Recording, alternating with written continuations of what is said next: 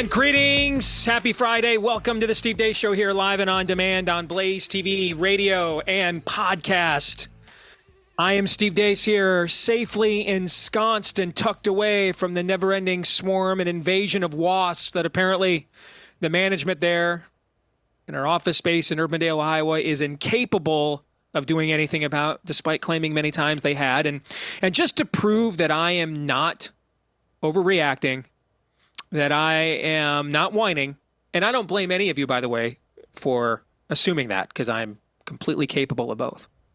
But in this case, I'm not. Aaron McIntyre, welcome to the show. Aaron, how many bees did you kill? How many wasps did you kill yesterday, Aaron? Oh, you told me to tell you every time we found a wasp in here, so I took that to heart, and I spammed your phone yesterday. I just walked around the studio just picking up dead wasps on the floor. There were 6 dead ones and 2 barely alive. So that's good. 8 wasps in the studio yesterday. 8. Todders, and your thoughts? Actually, don't. No. Good to see you, Todd, but no, I don't want your thoughts. You're going to tell me to sack up and man up, and I'm not risking my life for this job with 8 wasps in the studio. All right. Thankfully, there's a woman here, and she will nurture me. Let's welcome our good friend Tracy Beanz here for the roundtable. Oh, Tracy, you understand why I'm here. I'm allergic to bee venom, and there's 8 wasps in my studio. You know why I'm here. You know why, Tracy. Screw Todd. You know why, right? I do, and I do feel for you. Thank you. I do. So take that, Erzin. Take that. All right. We are brought to you by our friends over at, actually, I'm just kidding with Todd. It was his recommendation. I actually leave the studio. So I'm being unfair to Todd. He's like, you need to get out of here. As insufferable, what you just said was you'd be more insufferable if you were here. So this is... Yeah, well, there he is. It's true. That's what I pay him for right there. That's what I pay him for right there, folks. Indeed. Just to kick me right in the shin. That's why he makes the better than average bucks. We're brought to you by our friends over at Relief Factor.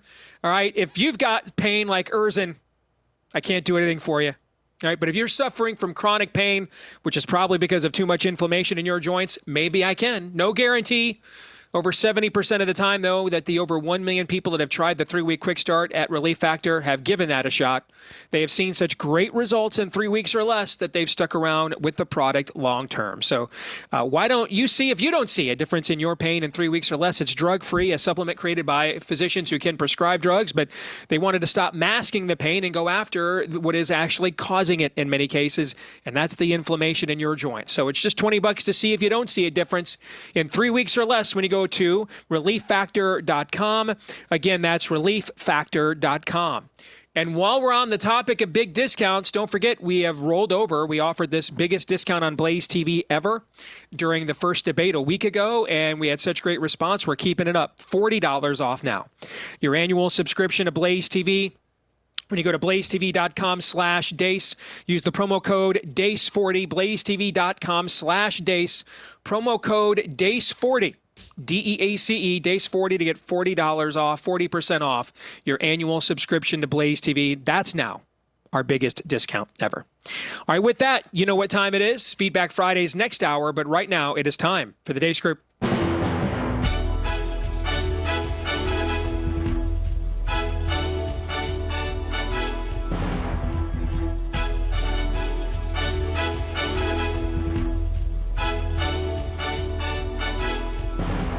Your weekly look at the week that was begins, as it always does, with Bleep Lord Nefarious Says.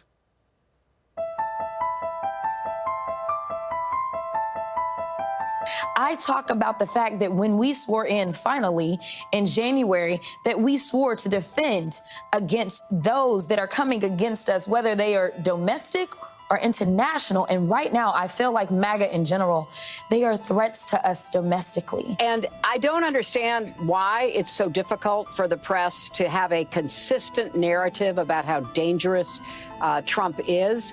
Tonight, breaking news as we come on the air. Shots fired at Donald Trump's golf club in Florida. Also tonight, Springfield, Ohio on edge. Local schools are being threatened with violence, and a college shuts down activities after threats were made following the baseless rumors that Haitian immigrants have been eating pets.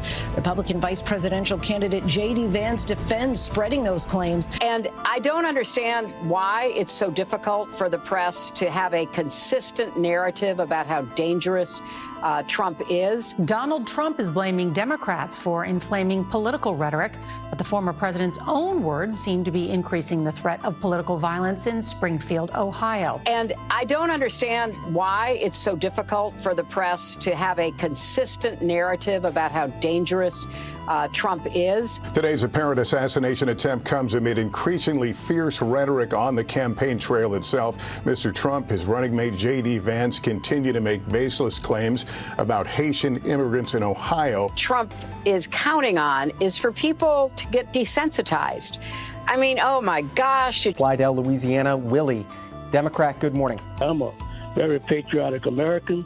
I did 20 years in the military, and I see we let this man Trump destroy America. And I look at it and say, well, these two people had to step up and take that shot. I'm 83, nothing to lose. I'm sorry, Willie, you're not advocating violence, are you? Not violence. I'm talking about defending my country. I love you back. When we talk about bringing down prices and making life more affordable for people, what are one or two specific things you have in mind for that? Well, I'll start with this. I grew up a middle-class kid. What is your administration's plan to be more specific a little bit on lowering the cost of living and lowering prices? Producing more oil than we ever have in this country. We are producing more than any other country. We're expanding those options for it, whether it's wind, it's solar, and things getting at this heart of climate change. And just because you legally possess a gun in the sanctity of your locked home doesn't mean that we're not going to walk into that home and check to see if you're being responsible and safe in the way you conduct your affairs. So I got served today at the pharmacy, and I'm not saying men can't look like this, because please go off, kings. Agatha is the gayest project Marvel has ever done. Agree? I would agree with that. I grew up understanding the children of the community are the children of the community. All right, let's get to it. Tracy, you get to go first because ladies go first. Plus, you're the guest and they always get to go first, regardless of which gender they are. So, first question to you. What was the most revolting thing you were just subjected to and why? Well, Steve, I grew up in a middle-class family. And so, gosh, I'd have to say the grossest thing was having to listen to Hillary Clinton continue to bloviate about the media and how they're not following instructions when, as you've so aptly demonstrated, that's all they do. The violent rhetoric was up there. The man who got gendered correctly is up there. We are just a hot mess sometimes, aren't we? Ay. This one wasn't as bad as many of the ones you've shown when I've been here, though. So, wow, that's the second time in 3 weeks, Aaron, you have received that. Yeah, I'm either losing my fastball or America's getting great again. I don't know. We're desensitized. Or that. That's a third option that's probably likely true. Tracy, I want to ask, who's the composite person that we sit here and on our show all the time and strategically question our own side because we like winning.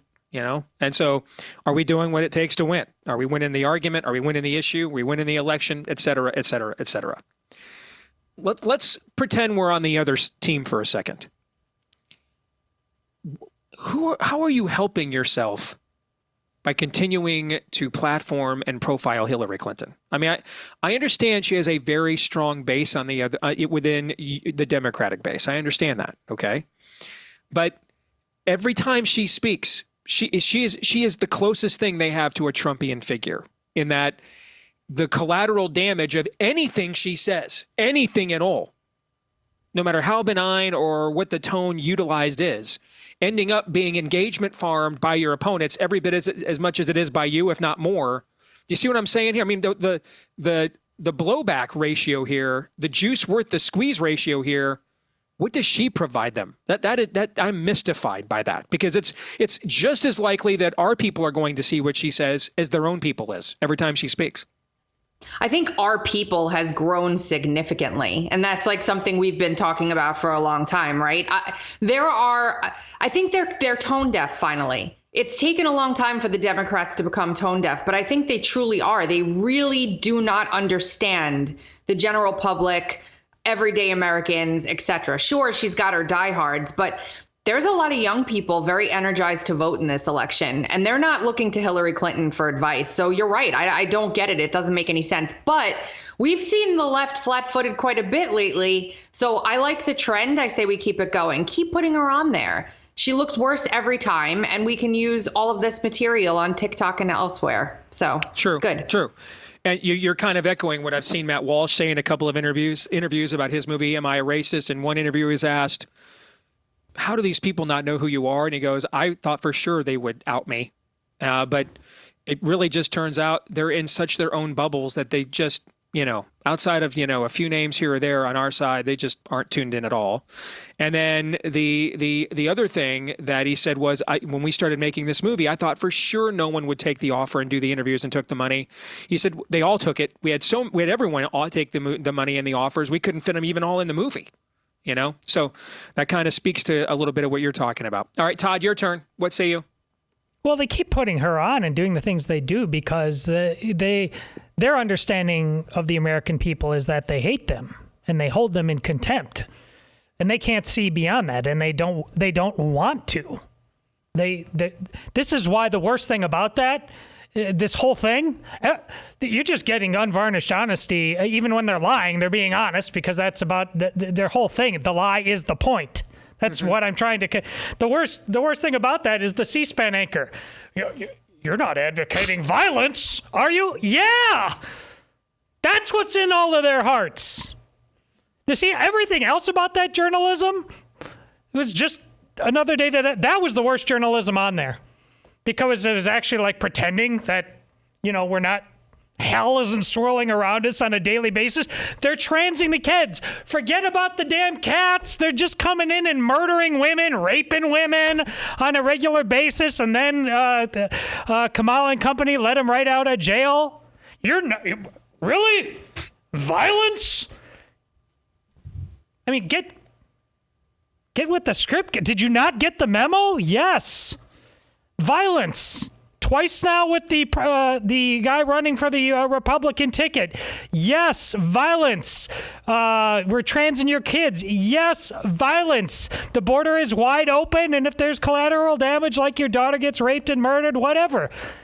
Yeah. Welcome. I think one more contributing factor, it is mystifying because Hillary Clinton is like their only loser who they continue to platform, which is odd. So that is kind of mystifying. I think it might just be they don't have the deepest bench over there. They just don't. Now, that's a sorry commentary on our side that their bench is beating our starters. But I think that's another contributing factor why she keeps getting platformed. The worst of the week this week, I think it has to be that caller from Louisiana. Because even more than that Rasmussen poll that we talked about, or the Scott Rasmussen, what was this, RNG research, whatever that was, Napolitan Institute poll that we saw this week, that is the flesh and blood. You heard it in real time of all of their ideology put together in one fell soundbite. Really. It was along the lines of what Todd was saying. If you want to sum up their ideology in one word, there's a lot of different words you could use, but it is violence. And that you heard that. It was just so matter of fact. That's what's so chilling about it. It was just so matter of fact. Well, of course they had to step up and take the shot. Why wouldn't you? He's a threat to democracy. He's a domestic enemy. That's what's chilling, is that it was just like you were just shooting the breeze. That's the worst of the week. Indeed, and that's why we're going to talk. That's going to get its own segment here in just a couple of minutes. Let's get to the exit question on a scale of 1 to 10, with 1 being the odds Democrats are really as disappointed their shooters keep missing Trump as they publicly claim, and 10 being the odds they're going to keep shooting until they get him. Rank this week's level of total depravity. Tracy. 7. Todd. See, the mood you come to this show is so important because I think this is a total 10. I mean, this was pure Orwell stuff right here. But, who knows? Tracy maybe had a full plate of bacon before coming on here, and she's just feeling good and can't be bothered. Carnivore! Yes, Aaron. Yes, baby. 8.5, which averages out, I think, to 8.5. There you go. Before we get to issue 2, hey, I guess if they're going to go ahead and do this artificial insemination of the economy to try to push commie law across the finish line, like, the Fed cutting rates, might as well take advantage of it. I know a lot of you will. And the housing market has been stagnant for so long, and that's what they're trying to do. They're trying to get things like that moving again to create the veneer of a booming economy right before the election. If they're going to lie to you, might as well take advantage of it. But before you do so, given these unprecedented times. Bing, bing, bing. Yes, make sure you go in with a real estate agent you can trust. Where would you find them? Well, we created a nifty little website that'll do just that for you. It's called realestateagentsitrust.com. It's a nationwide database of real estate agents you can trust because we verified, we validated their track record of success. Otherwise, we wouldn't be recommending them to you. And whether you've got to get across town or across the country, they know how to get you to where you need to go, which is ultimately the finish line with a dub. All right, so head over there now before you venture forth into the Let's Go Brandon real estate market. Realestateagentsitrust.com. Again, head over to realestateagentsitrust.com. All right, let's get to issue 2. They're just trying to kill him, guys. Think about how bizarre it is. In the last 70 or so days, we now have to specify which would-be Trump assassin gained access to the former president at way too close for comfort distances. The latest incident went down at Trump's golf club in Florida on Sunday, where Trump was playing what was reported to be an unplanned, spur-of-the-moment round of golf. 58-year-old Ryan Routh of North Carolina or Hawaii lay in wait near the perimeter of the course for 12 hours, somehow gaining access in the wee hours of the morning Saturday night into Sunday. Fortunately, Secret Service agents scouting one hole ahead of where Trump was playing spotted Routh, fired at him. He fled and was eventually apprehended. Secret Service discovered a sniper's nest of sorts with an SKS-style weapon, a backpack, and a GoPro camera. You've already heard how the media responded during Bleep Lord Nefarious says, and you're left with only one conclusion. They're trying to get him killed. So let's start there with the first question. Tracy, I'll go first to you again because we've already discussed this at length amongst the three of us. So let's get a fourth opinion. True or false? They're just trying to kill him, guys. Well, true. Of course they're trying to kill him. I mean, that's obvious. I had Kyle Seraphin hopped up on my podcast during the week and shared something with me that's really struck me. They're missing a lot, right? At least by enough. He was saying basically there could be a series of patsy moves happening right now almost to try and identify holes in security. So these aren't successful, but they're watching how people respond to what they do. And this last dude with his connections in Ukraine and all of that and the way the Vidmans came out so vociferously about this, really this one tickled me a little bit more than the first one. But I think the third attempt, if God forbid there is one, will do the same thing. But I think these are trial runs. And I think that I've been saying this for a long time. Trump needs to completely close himself off from every person, Tom, Dick, and Harry or whatever, that comes in there trying to get whatever they're trying to get. He doesn't have a good net around him. I think that he has way too many people circulating that know way too much. And I just don't think they're running there with the level of seriousness that you need to for something like this. Didn't Gates come out and say there are 5 teams right now that they know of? And they're saying it publicly. That tells me something. I don't like that at all. Kyle Seraphin, one of the FBI whistleblowers, by the way, for those of you that aren't familiar with that name. I just got this email before the show as a corollary to this story from a listener named Chris Detro.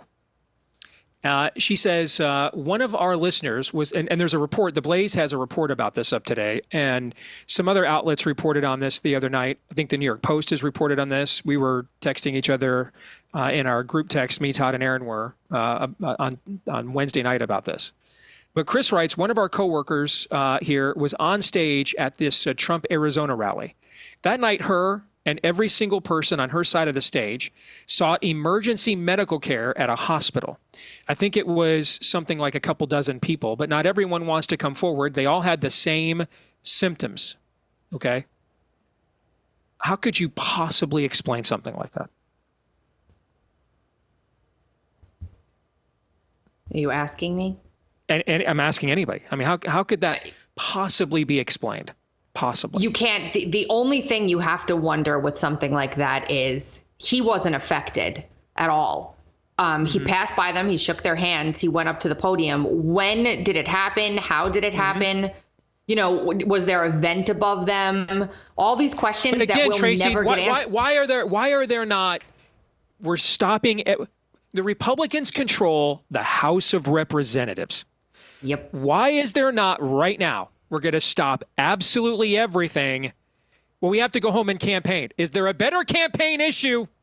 All right, it shouldn't require this, okay? Because we're talking about someone's life here and other people's lives now, all right? And we always were, by the way. Trump's not alone in these venues. There's plenty of opportunity for other people to be harmed and injured, okay? Another guy did get shot, remember, in Bethel, Pennsylvania, okay?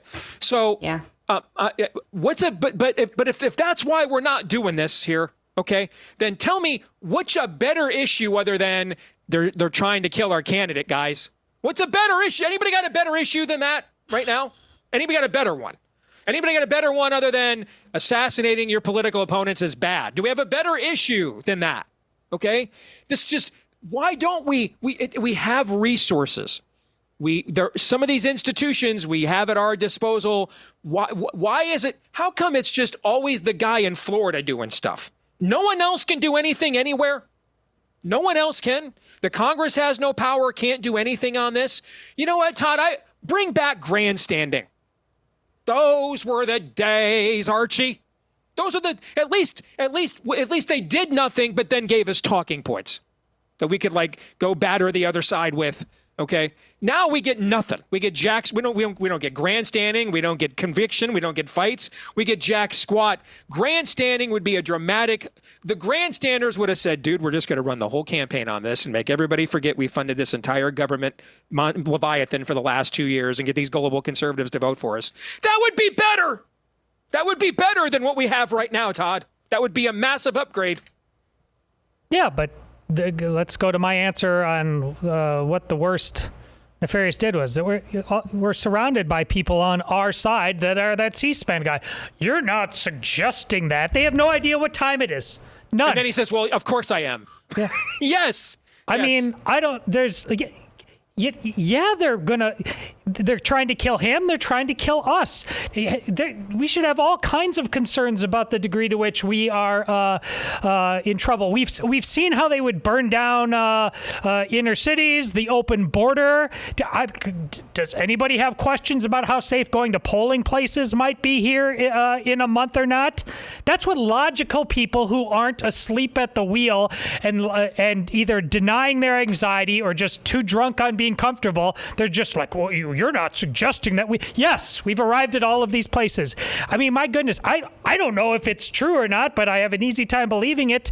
Apparently, the wife of the assassin this time works for some nefarious company called Maximus or something like that, was up to its eyeballs in all kinds of COVID stuff globally. And this place is literally down the block from the CIA.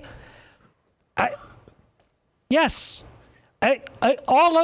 Anything that sounds conspiratorial is the value bet on this. That's any grown-up.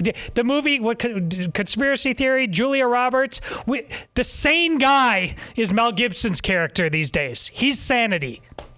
Tracy, did you look into whether the Math Club shooter and Ukraine for Evs shooter, did you look into verifying, are they both in BlackRock ads? Were you able to verify that? I know that's the kind of stuff you typically look into, right? What did you find out about that, if anything? I mean, the ads are available. You can watch them. So those, yeah. All of us here are well aware of the grifter problem on our own side. Okay. And so, oh, yeah. All right. Yeah, so those ads are legit. They weren't altered. The vids are true. Okay. Those are legit. Did I get confirmation from BlackRock that ad is actually produced by them? No. I'm going with yes. I think that they were both in BlackRock ads, but I wouldn't swear on it.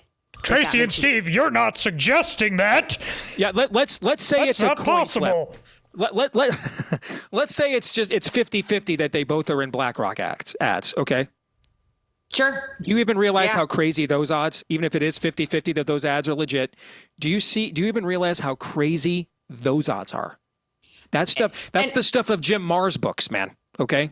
And you have to wonder too, guys, like DeSantis went out on Ingram last night and he was talking about how the FBI and the federal government's basically stonewalling an actual targeted investigation to figure this stuff out in Florida. They don't have charges that would make sense on this dude federally. Obviously, DeSantis has these charges in Florida that will put him away probably for life if it's done right. Why would the federal government want to stop a very sophisticated investigation into this in a state where they've dedicated resources and have dedicated themselves to figuring out the truth of what happened? Why? And I forgot my tinfoil downstairs, but it doesn't matter. We're out of that now. Like, I think if you're wearing tinfoil, you're my friend at this point, for sure. I want to hook arms with you because this is insane where we're at. Crazy. Yes. Aaron, you get the last word. So to answer the question that you brought up with this, are they just trying to kill him? I think the obvious answer is no. And here's why. For the better part of the last decade, Donald Trump has been demonized to the max, even beyond the levels of George W. Bush, Mitt Romney, John McCain. He's been demonized. He was the victim of the FBI spying on an American citizen. That was what he was during his campaign. He was just an American citizen. The FBI spied on him. Obviously, the victim of the Russian collusion hoax there. He was impeached twice over just basically a phone call, in Ukraine. He was the target of ad nauseum conjured scandals. Michael Avenatti was a household name before he wasn't, for reasons. He was just the butt end of everything. And then after he left office, he had to deal with the scamdemic. Didn't do that great, but he had to deal with the scamdemic. After he left office, he was the target of lawfare. So no. They're not trying to get him killed. That is the most illogical thing that I've ever heard. Ever. Reckless, maybe even. Recklessly illogical. Yes. Exit question. True or false, if DeSantis is serious about truly interposing his office into this kind of stuff, he should be checking on his own security. True. Why is it true that he should be checking on his own security if they're not actually trying to kill him? Trump. Aaron was being sarcastic. But yes. About what? What he just said. Well, my entire answer was sarcasm. Yeah. That entire answer was sarcasm. He was laying out all the things they've already done to Trump, and then said, "Well, if it was to save." No, of course they're not trying to kill him. That's why they did everything else. That he was illustrating absurdity to be absurd. So Tracy is so black-pilled. Sarcasm is meaningless to her. It's not your fault. He's that monotone with every opinion he gives, so you can't read him. All right. You can't read the guy. It's not your fault, Tracy. I think he secretly believes it, is what I think. My spiritual gift is an RBF. Sorry. He's Vulcan. He's just, there's no emotion there. He's dead inside. He's just dead inside. All right. But yeah, the first thing the first reaction instinctive I had when I saw that Ron was going to interpose his office into this investigation, I put it out there in public. Better check your own security, dude. And it's not a flourish, it's not over the top. I'd check my own security. All right. Yeah. All right. When we come back, I try to do this when we bring somebody on that, especially if they haven't been on for a while as a contributor, and find something that they have commented on recently that it's pretty clear in their particular feeds and platforms they're passionate about. All right. And so I found something in your feed, Tracy, that I want us to address when we return. Okay. And it has to do with why Make America Great Again and Make America Healthy Again in your mind are the word this week on the show apparently is intertwined. Okay. Why those two things are intertwined and matter and potentially go together. Okay. Trump yesterday getting a question about seed oils, for example, in a presidential interview. All right. So we'll get into that and more when we return here on the Deace Group. Stay tuned.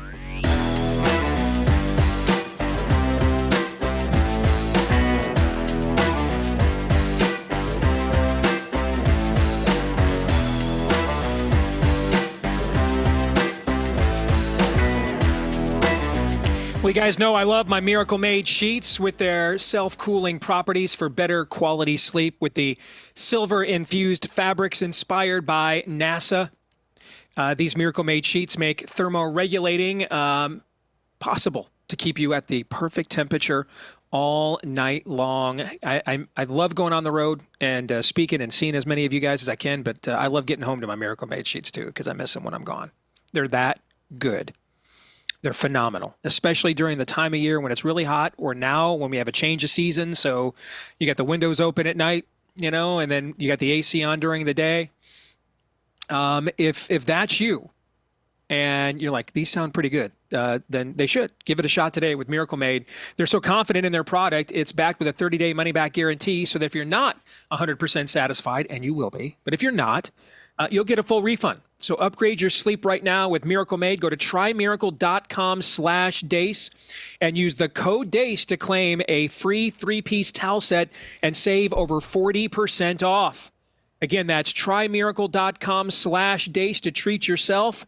And thank you, Miracle Made, for sponsoring this part of the Steve Deace Show and for making some fantastic sheets. Trymiracle.com/Deace. Use the promo code Deace at trymiracle.com/Deace. All right, let's get back to the weekly look at the week that was. Let's get to issue 3 as we welcome back our good friend Tracy Beanz. Why are Make America Great Again and Make America Healthy Again connected? What is Make America Healthy Again? Now, former independent vice presidential hopeful Nicole Shanahan went on Fox News shortly after RFK Jr. dropped out of the race and explained what it is to Jesse Waters. Making America Healthy Again is admitting the fact that we have the highest chronic health disease rate of any modern nation. We spend $4.6 trillion on health care. It doesn't seem to be getting us anywhere. So it's really asking the hard questions of why is our healthcare system not delivering healthy people? We know that there's a huge amount of collusion and a huge amount of corruption in our agencies. We're going to decouple that. We're going to decouple big pharma from our government agencies that are responsible for delivering healthy results to people. We're going to stop censoring scientists that are telling us the causes of these diseases. We're not going to just whack-a-mole with these diseases anymore. We're going to get to the root causes of them. And we're going to be honest with people, and we're going to help them guide themselves into health. We're going to fix our food supply chain once and for all. We're going to fix dirty water once and for all. Robert F. Kennedy cleaned up the Hudson. He's cleaned up a whole river system. And there are many other systems in this country that we know that if we had an opportunity to, we could clean out all of the PFAS and toxins that we know are making us sick. And we're going to see those health results turn around in a matter of, I think we could do it in 6 months. So, Tracy, you were the one that I saw kind of aggressively connecting these dots here in the last couple of weeks on social media. So we put this topic in for you. So take it from here. I appreciate this because I firmly believe it. A nation full of unwell people cannot make good decisions about the future.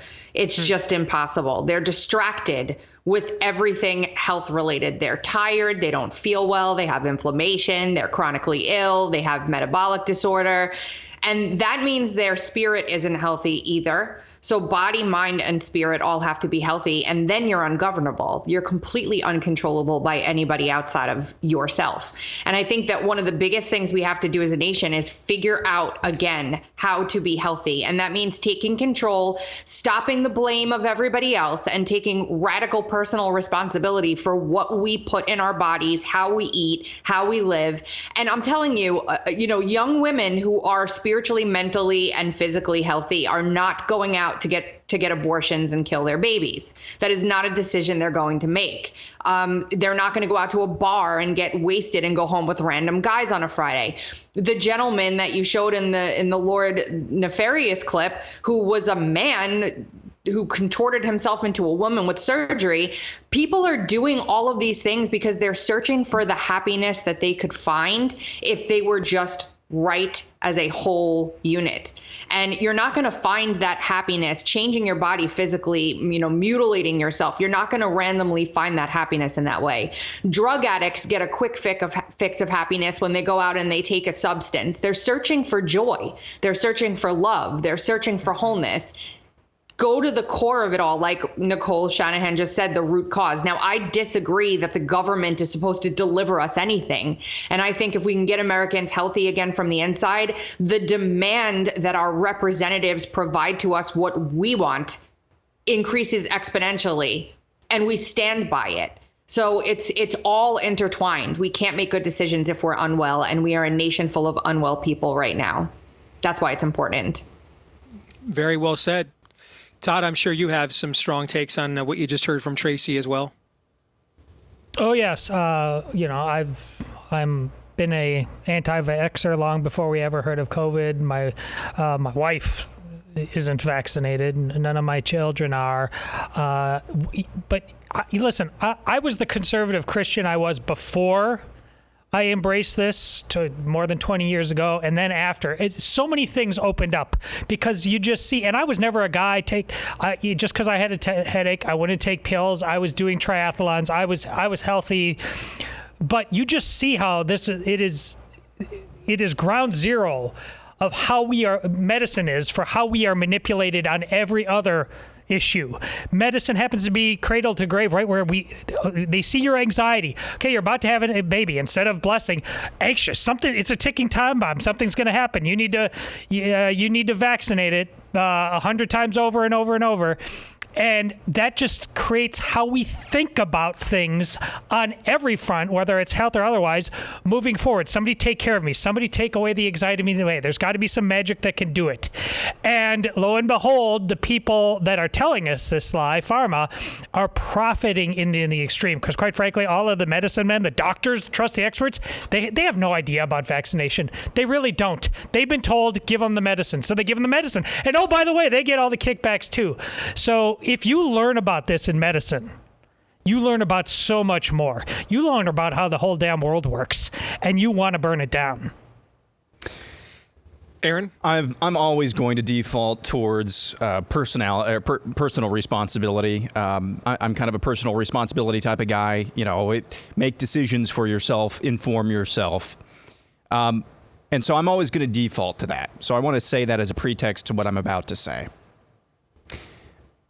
There is striking a balance in your day in and day out life of actually educating yourself and trying to avoid things that are bad for you versus a system that is set up that is inherently trying to poison you or make you sick.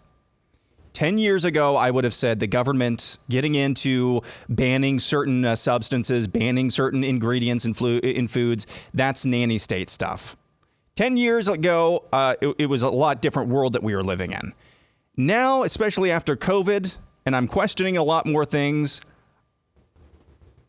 I think one of the most righteous acts of governance actually came out of the state of California, something that we all would have said would have been nanny state. Just last year, I think it was, or maybe it was earlier this year, the Food Safety Act, which banned red dye number 3, which is just poison. It's just poison. And it's in a lot of foods.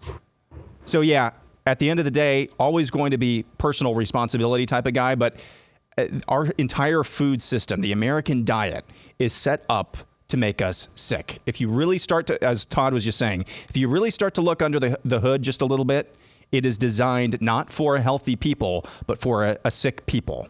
And what Tracy said a few moments ago just kind of blew my mind. And unwell people are not going to be able to make good decisions about the future. Yeah. Now, I don't think that, banning all of these substances is going to be a panacea because that's a spiritual issue, but there's definitely some interplay there. There's definitely some nefarious forces, I believe, when it comes to the nation's food and medicinal system that are intentionally. There's a difference between just unintentionally and hands off, but intentionally trying to make and keep us sick. So yeah, always going to be a personal responsibility guy, but that doesn't mean that there aren't some forces that are trying to keep us involved in this system and reliant and dependent upon a system that really doesn't want to see us get well. Before we let this topic go, anybody have a thought on where we are politically? That Fox News hosted an interview talking about government cleanup of dietary practices in the environment. And it didn't receive a resounding rejection as these are left-wing talking points, or this is kind of unnatural to our coalition and our base and our assumptions, right? Am I making too much out of that, do you think? Or is that something because we're in the middle of an election. It would be different. It'll be different if it's on and it's not in the middle of an election cycle. I mean, I'm glad they're having them on, but like they found religion. No, they're trying to find a win is what they're trying to find. I think to your point, Steve, you're talking about the people not resoundingly responding to this in the way that we would assume conservatives would in the past, because environmentalism and all of that is hippie stuff, right? And I've been told that by some conservative thinkers on the right. Why are you turning into it? No, it's the opposite. That's God. Nature is God. Food that we consume is God. That's God. That's not hippie stuff from this, from the left wing. And I think we're at a point, and you could say what you want about COVID. There were some positives that came out of it, and this was one of them. I've been an advocate in this way for years. My kids aren't vaccinated either, by the way. And I see this amazing, beautiful thing happening. So as negative as we get, and as, oh, well, he's a Democrat and he's this, there is a global sort of awakening going on right now when it comes to the health of our mind, body, and our spirit. And people are craving and looking and searching for alternatives that are not going to poison them. And you know what? They didn't know any better. But something went off inside of them, and they're like, I need to learn more about this. And it's catching fire. Like, I see information that I shared 5 and 6 years ago coming out as like brand new today, and people are up in arms about it. Tell me more. Tell me more. I've experienced this myself, Steve, and I can tell you my life is light years better now than it was even 2 years ago, because I went on this quest to fix my health in all ways. So, yeah. All right, let's get to the exit question. I only have time for a yes or no answer. Okay. Do you believe if he wins that Trump will follow through on a prominent appointment for RFK Jr. to his administration? Yes or no, Todd? Yeah. Aaron? Yes. Tracy? Yes. Okay. Since you're all a yes, then that brings us to the kicker topic. If you could pick one other person that Trump has to appoint to his second potential administration, and you knew they could get confirmed no matter what, because that's a caveat there, depending on the position, who would it be and to what position? Aaron? Let's see. So a cabinet position, press secretary isn't in the cabinet, is it? Any position in the administration. Okay, well, this one doesn't have to get confirmed because I kind of hate his guts, but I know as much as I hate his guts, the left would hate him, exponentially more. Put Vivek Ramaswamy as press secretary. That would be a show worthy of watching. Tracy, what about you? Ron DeSantis as Attorney General. I know why people want him there, man, but Attorney General under Trump he's a real nowhere man. I mean, that's a tough slog, because as much as we want Trump to win this election, let's keep it real here on this show. The dude has an Icarus gene. He likes to fly too close to the sun, man. And that puts you in a tough spot as AG. But I know why people want him there for sure. Todd? DeSantis as Secretary of Defense. Much safer position in terms of avoiding the Trump Icarus factor. Let's get to our predictions. That actually went faster than I thought it was going to. I didn't anticipate that two of you would pick a DeSantis appointment, by the way. Interesting. All right, let's get to our predictions. Tracy, we'll let you go first. What do you got for us? Oh, goodness. There's going to be at least one or two more crazy incidents before the election, and October surprises are coming out way too early. So I think we're going to be in for at least one or two more horrible attempts at Donald Trump before November comes. I don't see how there's any avoiding that at this point. I don't, sadly. Todd? The Kamala Harris Oprah show will change zero hearts and minds. Could that be a negative for us, though? Because some of the clips coming out of that, man, are just... Could she get elected student body president, let alone president of the United States, right? You know what I'm saying? That can work both ways, Todd. If some of those clips are not like, okay, I'll put up with Trump for another. She can't be president. Like if that's not changing minds the other way either, you know what I'm saying, G? Okay, that works both ways. Yeah, you're drinking the vinegar. I'm with you. Okay, all right. Aaron, what do you got? I thought long and hard about this one, and this might be one of my most bold predictions yet. But the Falcons beat the Chiefs on Sunday. Gosh. I knew it. I knew it. See, this is what you have to understand when you get to know him. The bigger the buildup, the lamer the payoff every single time. Okay, that's I live to disappoint in a monotone voice. That will never happen to me again. Just to let you know. You won't step on that whenever. Dude, hey, you weren't here. A couple of years ago, he did this thing where he had Todd and I totally on the hook about this woman he met in the line at Walmart. Do you remember this, Todd? Oh, yeah. And Todd and I were like completely engrossed, and we're like following along, and none of it was real. And the whole thing, he just led us completely astray and made us look stupid on the air. So it has happened. It's not just you. He has done the same thing to us. All right. I've got you while we're making macabre predictions, and this is the era we're in. Okay. So I've got one.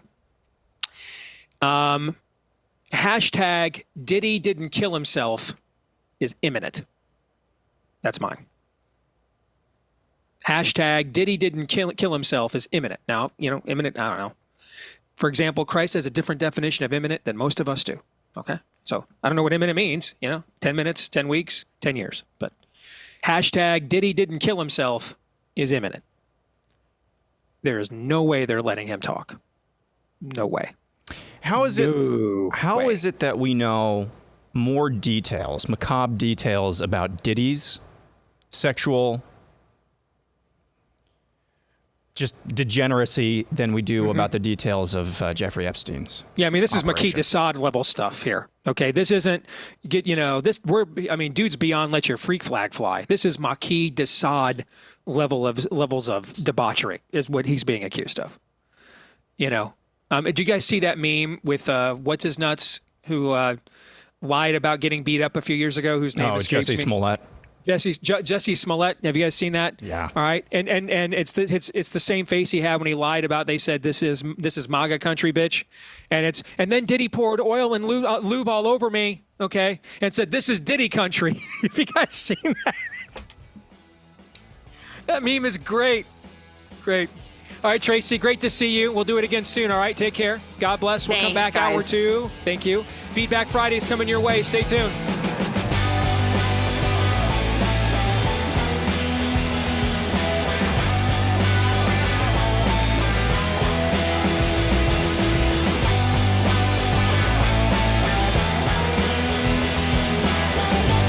All right, we're back here on Blaze TV, radio, and podcast, live and on demand here on the Steve Deace Show. Let us know what you think about what we think via the stevedeace.com inbox. Email us, steve@stevedeace.com. That's DEACE. Like us on Facebook, MeWe, and Gab. You can follow me at Steve Deace Show on Twitter, X, Getter, Instagram, and TikTok. You can also find me if you would like via podcast, and many of you have. Many of you have. We would like, though, many more to do the same, okay? And so if you are on that podcast and you love us, hit the 5-star review. That helps the algorithm find many more people like you. And thank you for all of you who have. You can also hit subscribe or follow if you're on iTunes, and that'll make sure that every time we do a new episode, it shows up in your feed every single time. And that will also get the algorithm to kick in and search out more people like you for our show, too. So thanks to all of you that have done that as well. Thanks to our friends over at America's Christian Credit Union. You don't always now have to do banking with people who hate you and your values, because the day of the day and time and era of the local community bank, the Bailey Savings and Loan, okay, yeah, that's largely gone. Not completely, but mostly. And in many cases, these are large global entities that are funding the very forms of rot gut and various other manifestations of pride that we're trying to confront and distinguish in this culture. So if you're looking for options, I know what you're thinking. Hey, I'd love to do that with parallel economy thing, Steve, but when it comes to my money, man, I just can't be risking startups in this uncertain economy. I get that. They're not. They're going on their second generation, guys. America's Christian Credit Union's older than me. and by a substantial margin. They've been here for over 65 years, serving God-fearing Americans with integrity and faith. They offer great rates, cutting-edge mobile banking, access to over 5,000 shared branches and 30,000 ATMs nationwide. So, yes, it can be a hassle switching banks. That's why they're going to give you some incentive to do so. All right, for a limited time, you can earn over $400 when you open a new checking account with qualifying activities. Plus, my listeners get an additional $100 bonus with the promo code STEVE at checkout. Promo code STEVE at checkout when you go to America's, make sure the S is in there for plural, America's Christian CU for credit union.com/Steve. That's America's Christian CU.com/Steve with the promo code STEVE at America's Christian CU.com/Steve. All right, you guys ready for some Feedback Friday? You guys ready for that? Yeah. Bring it. Let's rock and roll. All right. Let us begin with this from Will. Todd, I heard the show on Tuesday, and Steve doesn't deserve to have you on his show. You should have your own show, one that actually does what you do on Steve's show every day by walking the walk and communicating strong male leadership. What Steve doesn't understand is that his sports bro attitude and lack of morals on this and many other issues will eventually run off all of the quality listeners when his ratings tank. The same attitudes and behavior that turned him into the train wreck that he's been most of his life will destroy the show, but hopefully not you with it. Keep my email address. I'm a rich guy that lives in Florida, and if you have to decide to go out on your own, I'll help you with some of the funding. That is from Will, and I did pass on Will's email to you, Todd, to keep that handy, okay? By the way, even if you don't take this seriously, dude, I could get hit by a bus today, you know? So when someone says they like your stuff and they're willing to support it, you should absolutely hold on to that. You never know in the future when you may need a network or a contact like that. So just saying. Yeah, well, listen, couple things. The rich guy thing doesn't work on me like most people, much to my wife's chagrin. Like, I just, money does not, I mean, it's nice to have enough, and I understand where God's blessings have come in. I mean, in terms of this job, and, you know, there's just always been enough, and that's very humbling, but it's just not a driving force for me. So, but secondly, you got to look at this a different way. Do you understand that whether on this issue or, you know, Steve will get emails, I know I'm seeing some on Twitter about our Roman study and how the whole thing is ridiculous because you're allowed to have a Catholic voice. Steve's dedication to truth is such that it's his show. He allows these voices to be on there, and Tracy Beanz and other, and more often than not, that leads us to be ahead of the curve on all manner of things. No one was more ahead of us than COVID. No one. Some of them were right there with us, but no one was more ahead of us. And it's because Steve does not live in silos. So yeah, I mean the locker room jackassery that you saw regarding, I mean, if you saw the Steve Deace sports show where I was oh my goodness, can you imagine? I don't think the world could handle that if I was like riding next to him all the time, because that would utter insanity would ensue. But you're looking at this the wrong way. Most hosts would not do what Steve does when it comes to stuff like this.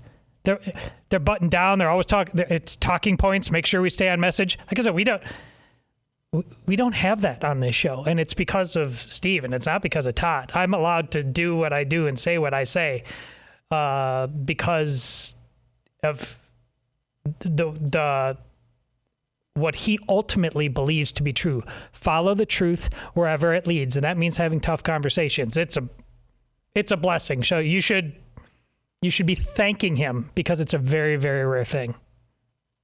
Thank you, man. I appreciate that. And I'd have been totally fine. You just would have dunked on me some more too. That'd have been fine. Well, too. Michigan they still cheated, but other than there that, it is. Yeah. There it is. And we won the natty. All right, let's get back to some Feedback Friday. This is a good one. I've been saving this one. I wanted to make sure we had time to discuss this in general, and we do right now. This is from Tina Clifford. She writes, I ran against a 12-year incumbent in my House district this year. I was winning the primary until the absentee ballots were added in. I'm a grandma who's worried about what kind of America I will be leaving behind for my grandchildren. I became very involved after COVID set my hair on fire, but never had political aspirations. I wrote to and talked to my representative like we're told to do, and he would always gaslight me and continue to do what was best for him and his buddies. There's not a federal dollar that he would not sell us down the river for. When there was no one left to run against this man, I felt a calling that I needed to run, and so I did.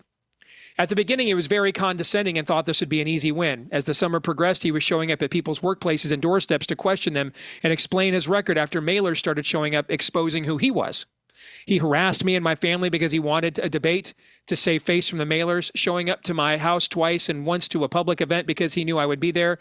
He never showed up at other political events to talk to me there. I'm a Christian woman, but through this process, I saw God work mightily in my life. I learned to ask him for what I needed every day. He provided the funding from everyday people. I took no PAC money and had what I needed to run this campaign. God provided friends who came alongside me and went door to door with me every day, put out signs, talked to others about my campaign, and they stood out on the street with me all day on election day to get me to the finish line. I found so many more conservatives in this liberal town that I live in, and I'm thankful and encouraged. I ran because it had to be done, and I think people are thinking about that and thinking that they could do the same. Even though the final tally left me 227 votes short, I feel like I won. My opponent was worried and he worked harder than I've ever seen him work. The Freedom Caucus took the House here in our state. So this man will no longer be on the Appropriations Committee and will not be able to do the good old boy with access to the coffee cans of money. He has been exposed in the community and has lost some of his longtime supporters. I hope he will be humbled and turn to God. God equipped me to run this race. I taught people how to find the information for themselves, to empower themselves. I prayed that people would be able to see God through me. I've had so many people in the community tell me that I ran an excellent campaign, and it's all because of the glory of God. I'm exhausted and probably am not making much sense right now. On top of that, today's my 58th birthday, so I'm old. But I want you guys to know that as a fan of the show, the answer is us if we are faithful. I wasn't sure how I would do in this race, but I was willing to find out. God is good, and now I have a platform to continue fighting the good fight. Thank you for all that you guys do and keep pursuing truth. Again, that is from Tina Clifford. Lots of good there.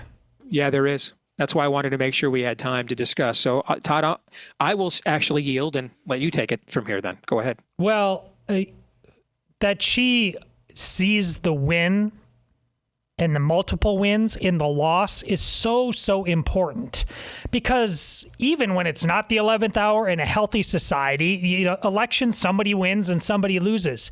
And the reason why so many politicians, and definitely on our side, have become, standing for nothing is because all they think about is just winning the election. So they'll say and do and become anything. And that's exactly how sooner or later, I don't know how many elections, I don't know how many generations, you end up where we are now, where it is the 11th hour. So I just having the robust sense of, duty.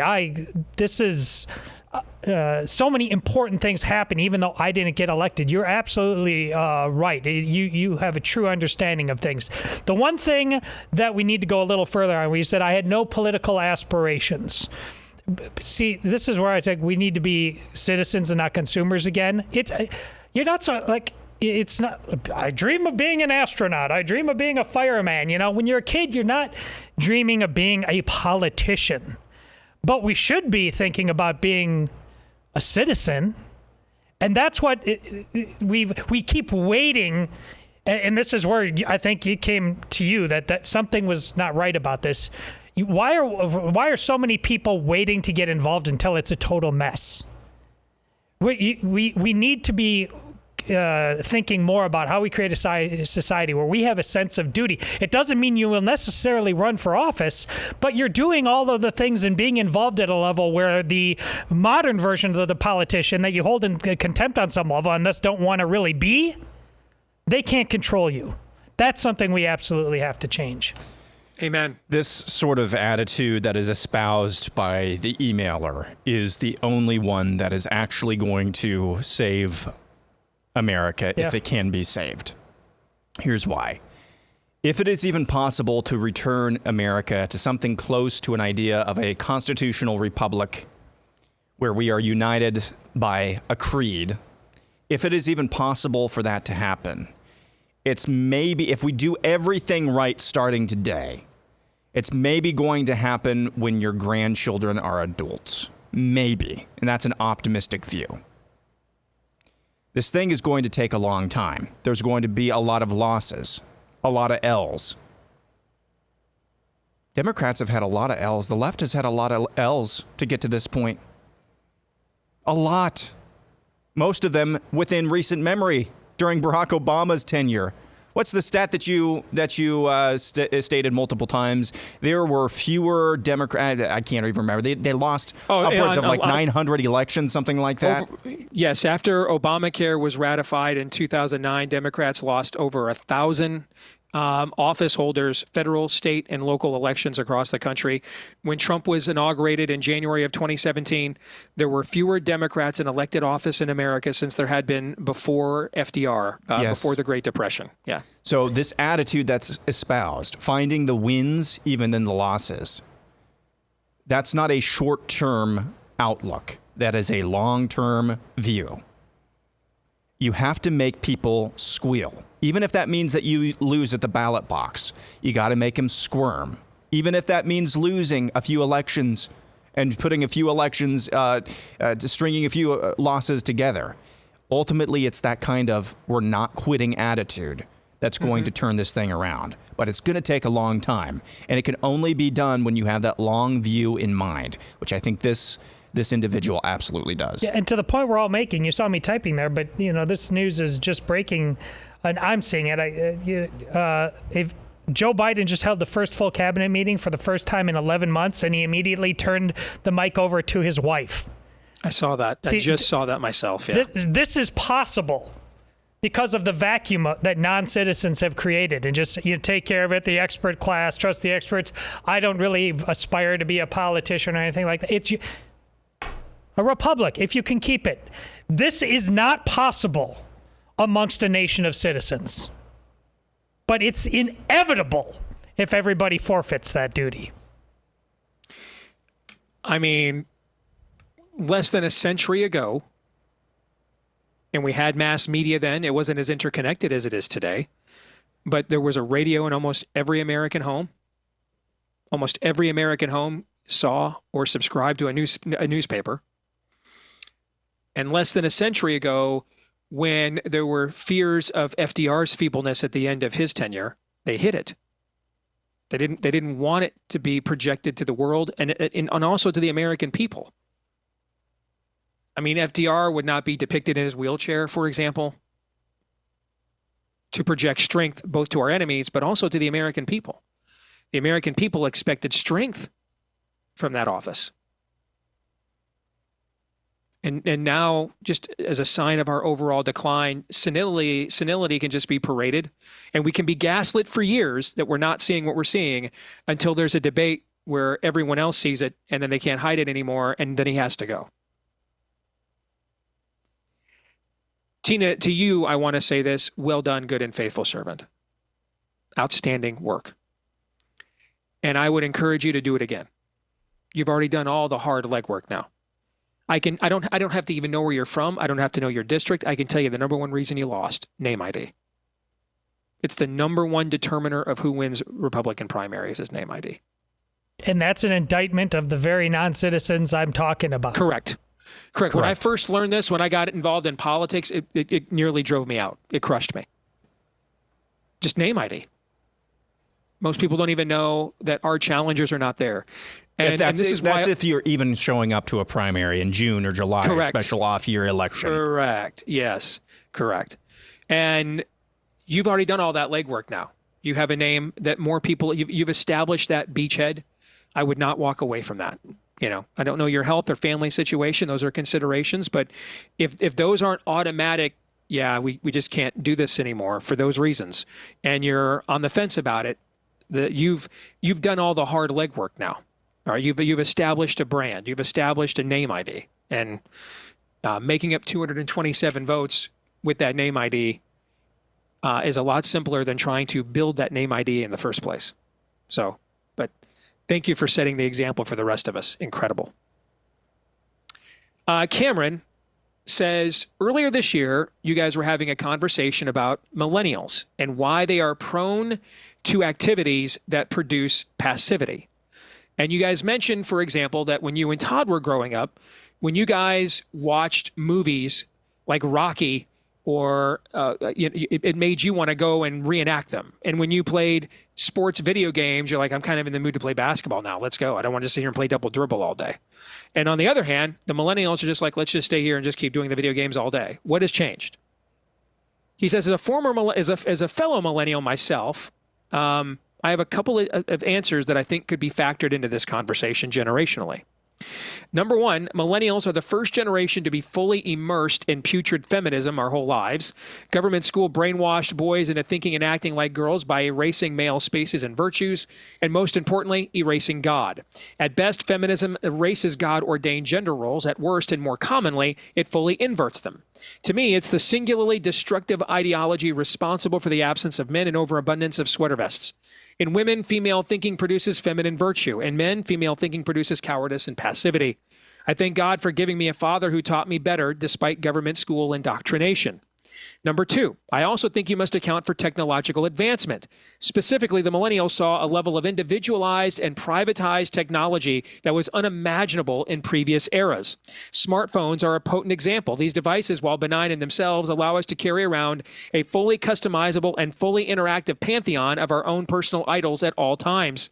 I think this technology, even more than rampant pharmaceutical dependence, fulfills Aldous Huxley's Soma. Just watch your porn and your porn ball and your comic porn and stay asleep. Resistance sounds exhausting, doesn't it? And then third, it's also worth noting that all three of these idolatries of science, feminism, and technological advancement are mutually reinforcing.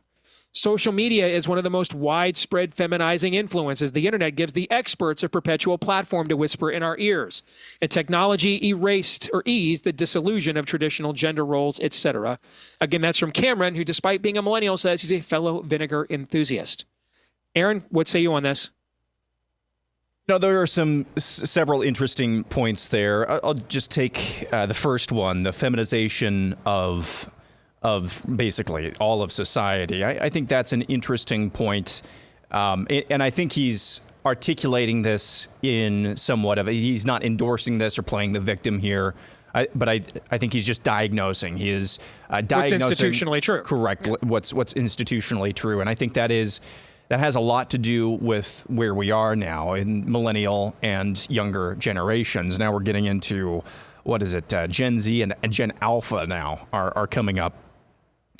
I think at the end of the day, though, I'm just going to go back to the church.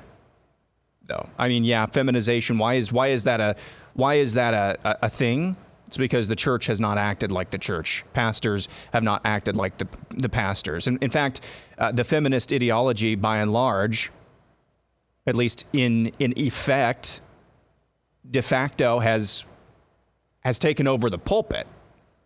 That's why you see a generation of young men who are passive, is because if they're even going to church at all, their pastors are passive. So I think he raises a lot of really good points.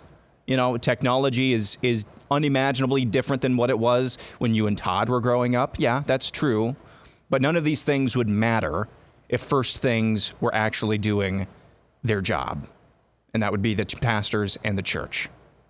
So I don't think you can have this conversation without starting and ending there. You have any thoughts, Todd? Well, we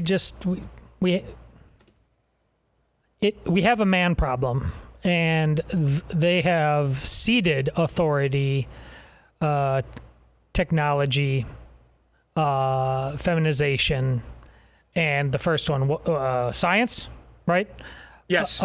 They've ceded a level of authority that is not rightly any of those institutions.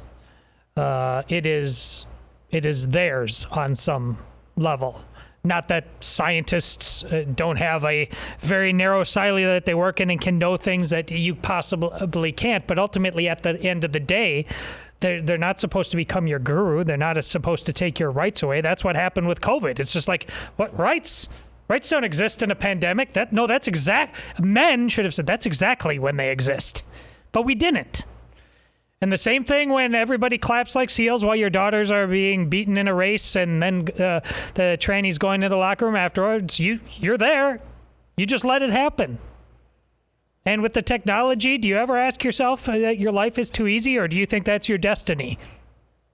I mean, you can change a lot of this anytime you want to. The simple truth of the matter is you choose not to.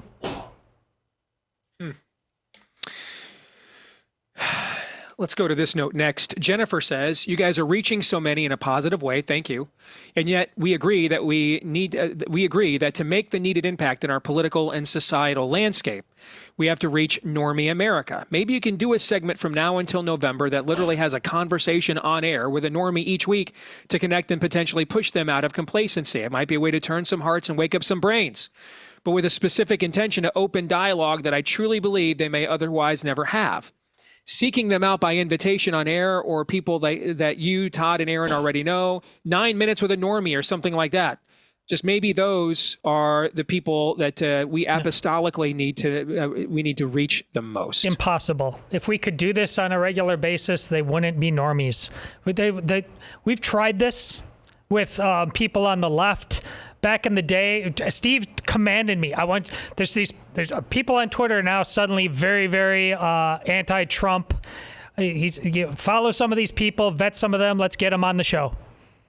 They anonymous, happily anonymous. Don't plan on being anonymous, nor changing their tune.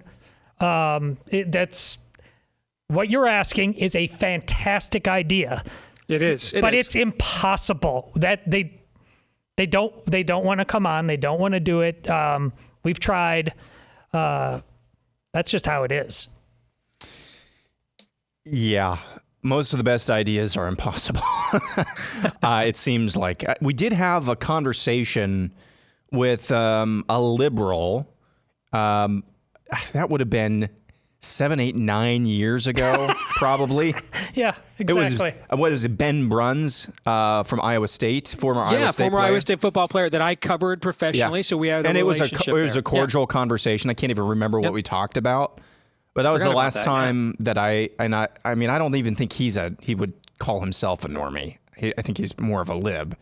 Yeah. But these types of conversations just.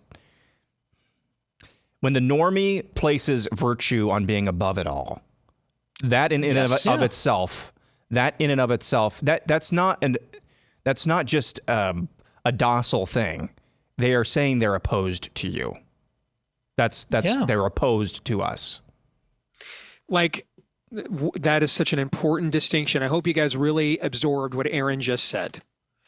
That. There's two aspects to a normie, and Todd and Aaron both embody both of them in some of their familiar with refrains. There's the comfort addicted normie. I don't want to leave where I'm comfortable, as Todd points out. I love being comfortably numb. But then there is the virtue signaling, I'm above this normie. And a lot of those kinds of normies, by the way, are in our suburban megachurches. Okay. A lot of them are there. So I'll get several of you have asked me, can you coach us on how to reach normies? Can you guys give us some talking points or ways to reach? Because we know a lot of the people you guys are describing. They're in our families. They're our neighbors. What do we say? And you know why I haven't attempted to do that? I don't know. I don't know. I think highlighting issues of existential import that you cannot escape from is a potential way to go and tactic. Like, they're just trying to kill their political opponents, guys. They're just trying to kill you with an open border, guys. They're just trying to let your daughters get raped, guys. But I can't promise you that is the case. I can't. And as Aaron pointed out yesterday, and we have said on our show all along, 2022 happened. And if you go back to why I was so confident in that election, Biden's low approval rating, on top of that, the issue polling was all in our favor. And then I thought, like we have seen before in many other midterm cycles, on both sides, you saw this work in Democrats' favor in 2018. It worked in the Republicans' favor, and famously with the Contract America in 94. And then it did the same in the two Tea Party waves of 2010 and 2014. Everybody always remembers the Tea Party wave of 2010, but it was actually the Tea Party wave of 2014 that was even more devastating than the Democratic Party. We had a swing of 9 U.S. Senate seats in that one election that year. And so the paradigm had been set that organically normie, or what we used to call independent voters or middle of the roaders, okay? Now I think there's evidence that actually a lot of independents are people that are deeply informed and just hate most political parties. But they're called normies now, and that profile of voter. And what they used to do, particularly in midterm elections when they weren't asked to, align with a personality, is air their disgust with the party in power. And this would create these wide swings in these midterm elections. Okay. George W. Bush goes from winning the popular vote to a filibuster-proof Democratic Senate. Barack Obama wins the biggest election sweep the Democratic Party has won since LBJ in 64, and then gets annihilated in the next midterm. All right. Because that's normies. That's normies saying, yeah, you've gone too far left or too far right for us. And so we're organically going to align with the other side. So I'm figuring we've only seen 50 years of data for this. But what's Todd like to say? The status quo is the status quo till it isn't anymore. That's not the status quo anymore. That didn't happen in 22. And so I now don't know. I can't coach you on what I don't know, guys. I don't know what will mobilize the normies. I don't know the answer to that. And I think my instincts are they have to be convinced. I don't think you can mobilize them with they're hurting Donald Trump or it's Trump versus the system. I don't. Right. I think you have to get them to think it's about them versus the system. And that I'm confident in. I'm not confident necessarily in what would do that. I'm not even sure anything would, short of, it sucks paying $5 for a loaf of bread. Maybe it's got to be $25. I don't know. I don't know what that line of wake up organic suffering is now. I don't know what the answer Think to that about is. all those videos of somebody being beaten in the street, and they're surrounded by people who could step in and help, but they're all just filming it. Right. That's the normie voter right there. Like, I don't know. Correct. All right, more Feedback Friday is next. Stay tuned.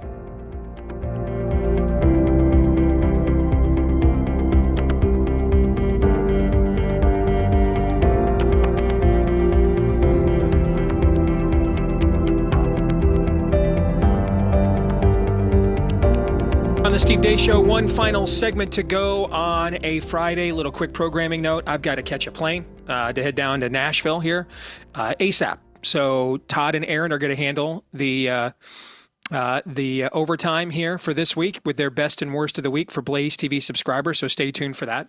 Also, if you are on the lookout for some practical tips of how to keep your family on the narrow road in this chaotic world, well, there's been a ministry that has stood the test of time for decades, helping families do exactly that. Of course, I'm talking about Focus on the Family. And you can get the Focus on the Family podcast with Jim Daly today. Lots of stories of redemption, but also biblically sound advice on truth, marriage, and parenting. It's relatable, practical, genuinely interesting as well. It's available on all the major podcast platforms, or you can just go to focusonthefamilywithjimdaly.com, DALY. Focusonthefamilywithjimdaly.com is where you can go. Focusonthefamilywithjimdaly.com.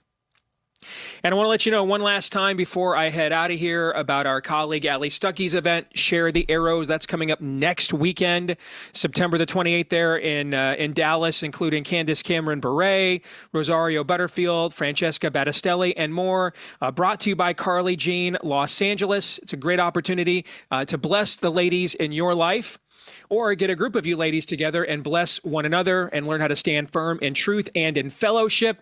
And there's a ton of different packages to make this as available and accessible as you want it to be, from general admission to the premium all access package. You can get any of those packages right now at sharethearrows.com.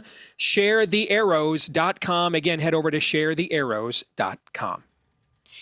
All right, gentlemen, let's get back to some Feedback Friday. You guys ready to rock and roll? Here we go. This is from Timothy Lawless in Ohio. He writes, one question that I think needs to be pondered is, why would a man who has made himself marriage material actually get married? It is entering a contract with the state that the wife is paid to break. Too many men for too long have been preyed upon the family court system and had their lives ruined. Women initiate 70% of divorces. The divorce rate is 50 to 56%, depending on the source. A man's odds on the day he says I do of having his wife divorce him are 35 to 45%. Not only has feminism poisoned the well, the family court system is broken. The woman you married 10 years ago can become, quote, unhappy, end quote, and take the cash and the prizes. A man can lose his money, his property, access to his children, and often his job and or his friends. The self-deletion rate for men is 9 times greater than the national average during and just after a divorce compared to the overall rate. Looks to me like the risk-return ratio here is not good. All right, how would you guys like, which one? I'm going to let you guys tackle this one first. Who wants to go on? Who wants to take it on? That's some cope and seethe. I'm sorry. Yeah, this isn't even a marriage question. No. Like, it's all, life is hard. Why even try? Yeah. Like, really? That's not a Christian answer. I think everything he said there is true. Yeah. Everything he said there is true. I also think asking these questions and putting this in writing is also a lot of cope. It's as if there are absolutely no good women at all. Okay, this is the inverse. This is the inverse of the feminists who basically say all men are fill in the blank bastards. You know, whatever you want to call it. This is the inverse of that. So don't let your mind fall into this thinking. So I think everything you said there is true. I think it's illustrative of a society that is I think geared and postured against men, particularly white straight men. But don't allow yourself to fall into this line of thinking at all, as if there are no good women out there at all, because that's just not true. And maybe I assumed, what did this person expressly say they're a Christian? No. Okay. No. Well, you watch and listen to the show, decent odds that you are, but again, I mean, if scripture is like, there's go to Nineveh, really? Yeah. It's sometimes it's better, sometimes it's worse. You don't know your Gandalf. Do what you can with the times that you have. This isn't a really this is where Steve and I over time have said, the answer is actually quite simple. No, it's still hard. You lay out why it's hard, but the fact that you're trying to find an out on this is just, quite frankly, unacceptable. Right. And if we're looking at risk and reward return, so I want to look at it. And you know what? You guys did a good job of tackling it from a spiritual premise and from a biblical worldview. So let me attack it actually from his own premise. Okay. At the end, he cites the risk return ratio. Well, what's the risk return ratio of living a selfish life and dying alone?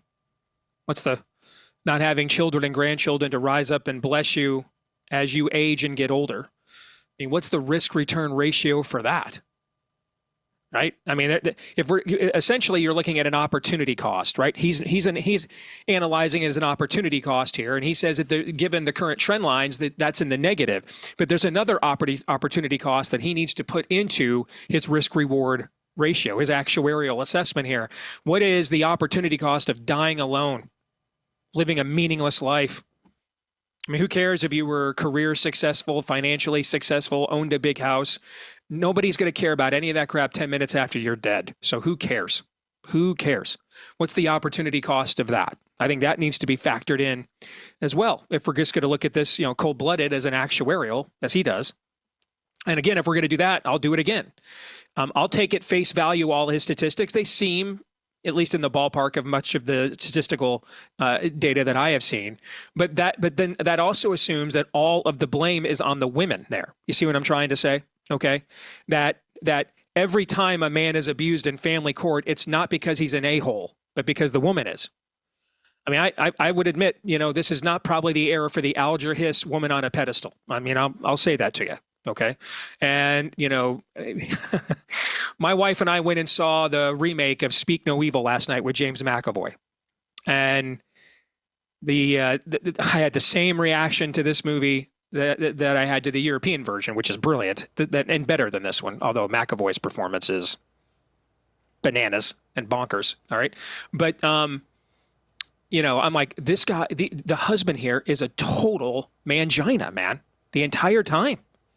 And my wife's reaction both to the original and to this version is the wife just emasculated him the entire time. No wonder he's not much of a man. So my wife, Amy, and I have these conversations all the time. She tends to defend the guy. I tend to, defend the women, so that is what it is. All right. But that's our initial bias. But I can just tell you, men can be a-holes in the home and deserve to lose their kids. I live with one.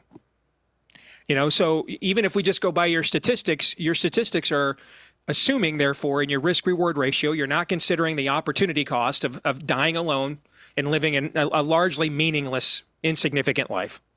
And then you're also not factoring in what percentage of those stats, what percentage of the divorce stats, what percentage of the family court L stats. And I agree that family court is largely structured and systemically structured against men. I agree. Okay. But what percentage of men end up there because they're in the wrong? It's not zero. I don't know what it is. We'd have to look at it case by case. I don't want to generalize the other way either. I just know that it's not zero. You guys see what I'm trying to say here? I mean, even by his own premise, he's not actually done math. That's why I think your cope and seethe answer is correct. He has a narrative in search of justification. Okay. And rather than he's not really doing the cold-blooded math. Otherwise, he'd add in the additional opportunity cost I cited. Otherwise, he'd consider what percentage of men end up in that situation because they deserved it by their own actions. All right. The laws of sowing and reaping remain undefeated. So I would just add that to that as well. You guys have anything more to say on that? Along that front, as I'm fond of saying, but being a man isn't a leisure pursuit. And I think the odds are high that people in your situation really are comfortable with your variables in life and you resent other variables. Well, you could, the variables you don't like may very much have to do, the variables amongst women, with the variables that you idolize in your own life. You're meeting a certain kind of woman because of who you are, perhaps. The lifestyle you live. You can have all the resentments you want to, but how about you change the game? There's a different playing field out here. Where are you meeting these women? Is this theoretical, or once we put some flesh on the bone of this life, are you willing to change it all? Because if you're just locked into who you're going to be, no matter what, this is me, take it or leave it, well, you might be worth leaving. Let me add to that as well. And go back to your guys' premise when you initially attacked this from a biblical worldview, and let me add an addendum to that. You can never, we joke about the Vanta Black stuff and everything on the show. That's tongue in cheek, though. A biblical worldview does not permit blackpilling. Biblical worldview does not permit hyper cynicism to the flirtation of not being ultimately given over to nihilism. A biblical worldview's most important event is that one day God supernaturally inserted his hand into human history to raise a dead man who everyone agreed was dead, tortured beyond recognition, and then died the most brutal form of torture the world had created up until that point in human history, and rolled away a 1-ton burial stone from the front of his grave so that on the third day he walked out of there like a boss and nothing happened. So if that is the pivotal moment, if that is the linchpin, fundamental plumb line moment of your worldview, therefore you just aren't permitted nihilism, hyper-cynicism, being black-pilled, seriously black-pilled. Not, just we're flirting with it because of how many times we're lied and it's tongue-in-cheek and a rhetorical flourish, but I am fundamentally black-pilled. That's just not how this works. There is no sector of the universe, no matter how dark it gets, the outer reaches of space, literally, the most decadent, licentious, debauched regions, demonic regions, figuratively, metaphorically here of this space that we live in, none of those areas are out of the jurisdiction of God's light. None of them are. None of them are. There's always a light shining in the darkness. Now, man, it strobes in some eras, in some places, man. It flickers in some eras, in some places, and then it beams in others. Okay? But it's always there. It's always there. Okay? Always. So, I love data, and I'm not a person, who believes in making flighty decisions. But I also understand that God is over data. I understand that. So I will insert data into all my decision-making processes when I'm in my right mind, when I'm not deciding to act out on my own sinful desires or other emotional passions. But when I'm in my right mind, I will do the data before I make a major decision. But part of that will also be I'll line it up against the Word of God, because the sovereignty of God trumps your data. Marcelo Grasso, the second, make sure we note that. He writes, I've been pondering the following verses since we all witnessed the total depravity that took place during the opening ceremonies of the Olympics a couple of months ago. At first, I was outraged and disgusted, but then I was convicted, and the Holy Spirit convicted me with these verses. Quote, For what have I to do with judging outsiders? Is it not those inside the church whom you are to judge? God judges those on the outside. So purge the evil person from among you. That's what Paul writes in 1 Corinthians 5, verses 12 and 13. And so Marcelo goes on to say, why am I so angry at pagans doing pagan things? Why do I expect pagans to act like Christians? And why am I not cleansing the house of the Lord, where we all know false teachers are running amok and I do nothing to stop them? I watch you guys every day and regard you guys as sound teachers. I was looking for some guidance on these questions and what you, Todd and Aaron thought about how to go about purging the evil from within our own churches. And Marcelo, you call to mind one of, I think, the great sayings of Augustine, all right? Talking about the perpetual state of the church and the risk of infiltration and usurpation. And in regarding that, Augustine once famously said, there are many sheep without, but many wolves within. Okay? Here's the thing I would say to Marcelo, just to make it quick here, because we've only got 4 minutes left, guys. I think Marcelo is being offended or thinking that's a bad look for society, or even being outraged that your culture is risking the divine penalty by openly mocking of God is not the same as being angry at people. I'll just tell you right now, I don't struggle being, and you guys back me up on this, man. You've been with me off and on the air for how many years? I don't struggle with my anger at pagans at all. I mean, the amount of times that you guys have, how many times you guys see me even privately just go on a rant about the debauchery and decadence and wickedness of the Democratic Party? Now, I think it's a demonic construct, and I will say so. But I get where they're coming from. I was a pagan well into my adult years. So I understand their premises. They're acting on what they believe. I oppose them with all my might, but I'm not angry at them. Those are not, Marcelo, the same things. They're not the same things. Opposing evil, but then being angry at people outside the grace of God that are doing the evil are not the same things. You can oppose evil because of the collective penalty it will cause. We're still commanded to love our neighbor as we love ourselves. When we see society doing something that harms our neighbor, whether that risks spiritual retribution or that risks cultural upheaval or decline, we should absolutely speak out against that. We're commanded to. But that doesn't mean I'm necessarily angry at the one who's guilty of it. Where I struggle with anger, and passion isn't anger. I know we live in an era of docile men. And so anytime a man raises his voice, he's mad in today's society. That's not anger. Okay? Where I really struggle with seething in anger, and Todd and Aaron, you have seen this behind the scenes, is at the people wearing my own uniform in the pulpit, in political office, the people wearing my jersey who stabbed me in the back. That's who I struggle not to get angry at in a sinful way. That's who I struggle not to despise and hate. But the people who outside of God's covenant, no, I'm not angry with them at all. I'm going to oppose their nonsense and malfeasance for all of its destructive consequences with all my might and the voice the Lord has given me. But I'm not angry at them. It's the Mike DeWine type. That's the guy that I really struggle not to have hatred for in my heart. You guys have any thoughts on this in the final minute? Yeah, I'm struck by how much, in my estimation, this has to do with the previous answer. It's understandable why you're frustrated as a man with the crop of women these days, just like people within the church are frustrated with the pagans. But also have to ask yourself, as we just asked, are you the man you could be? Well, ask the church vis-a-vis this. Do we have a pagan problem? Because are we or are we not the church we should be? And I think we all know the answer to that, which speaks to Steve's anger and frustration. Yeah, I think this is why we speak in terms of defeating evil, because the most loving thing in some circumstances to do to the pagan, with the pagan, is to defeat them and their plans. And hopefully Amen. with peaceable means. Then I'm full of love these days. And on that note, we're out of here. Everybody have a great weekend. Romans 8:28.